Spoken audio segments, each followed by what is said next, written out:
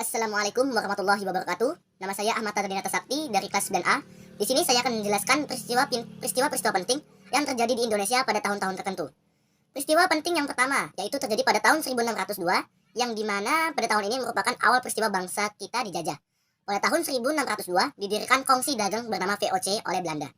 VOC didirikan oleh Belanda dengan tujuan menghilangkan persaingan yang merupakan para pedagang Belanda, yang merugikan para pedagang Belanda.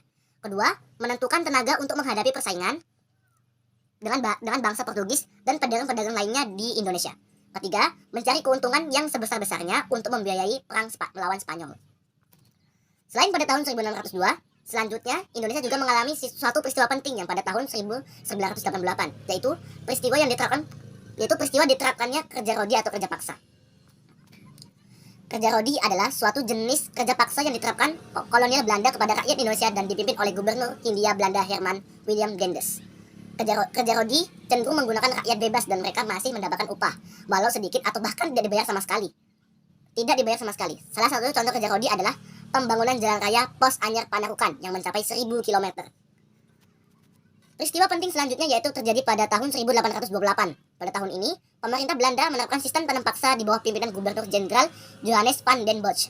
Tanam paksa ini mewajibkan penduduk pribumi menanami sebagian dari tanahnya dengan tanaman yang sudah ditentukan oleh pemerintah dan hasilnya kemudian akan diserahkan kepada pemerintah Belanda. Pada tahun 1860 terjadi sebuah peristiwa yang membuat tanam paksa tersebut secara bertahap dihapuskan. Peristiwa tersebut ialah terbitnya buku yang berjudul Max Havelaar, yang merupakan karya dari multitular atau Edward Douwes-Dekker. Max Havelaar bercerita tentang sistem tanam paksa yang menindas kaum Bumiputra di daerah Lebak, Banten. Karya ini sukses membuat pemerintah Hindia Belanda pada saat itu terpaksa menghapuskan sistem tanam paksa yang sudah menyengsarakan bangsa Indonesia. Peristiwa penting selanjutnya yaitu terjadi pada tahun 1908 yang merupakan tahap demi tahap bebasnya bangsa Indonesia dari belenggu penjajahan. Pada tahun 1908 ini merupakan tahun di mana didirikannya Budi Utomo pada tanggal 20 Mei 1908 di Gedung Stovia, Jakarta yang diketuai oleh Sutomo. Organisasi ini merupakan organisasi nasional pertama yang lahir di Indonesia. Tujuan didirikannya organisasi Budi Utomo ini adalah untuk mengusahakan kemajuan serta meningkatkan derajat bangsa Indonesia terutama dengan memajukan pengajaran, pertanian, perdagangan, teknik industri, dan kebudayaan. Selanjutnya adalah pada tahun 1928. Pada tahun 1928 merupakan tahun di mana terjadinya Kongres Pemuda II yang melahirkan Ikrar Sumpah Pemuda. Sumpah Pemuda 28 Oktober 1908 menjadi momentum yang bersatunya para pemuda dari berbagai organisasi kepemudaan yang kemudian berjuang bersama menuju Indonesia merdeka. Tujuan lain dari Sumpah Pemuda adalah memperkuat kesadaran kebangsaan Indonesia dan memperteguh semangat persatuan Indonesia.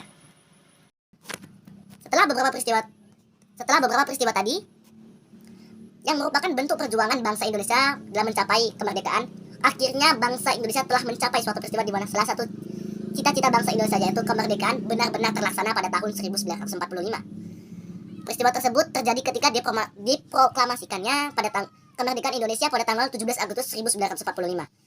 Sekaligus peristiwa yang menjadi awal di mana bangsa Indonesia memulai perjuangannya sebagai bangsa yang merdeka dan berdaulat.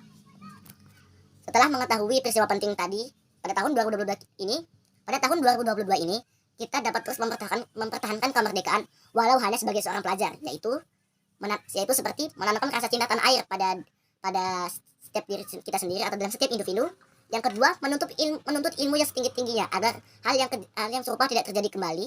Dan yang terakhir adalah lebih kritis atau memilah-milah budaya yang masuk dari luar dengan cara mengambil kebaikan dari budaya tersebut dan membuang keburukannya. Itulah peristiwa-peristiwa penting pada rentetan peristiwa di atas. Saya akhiri. Wassalamualaikum warahmatullahi wabarakatuh.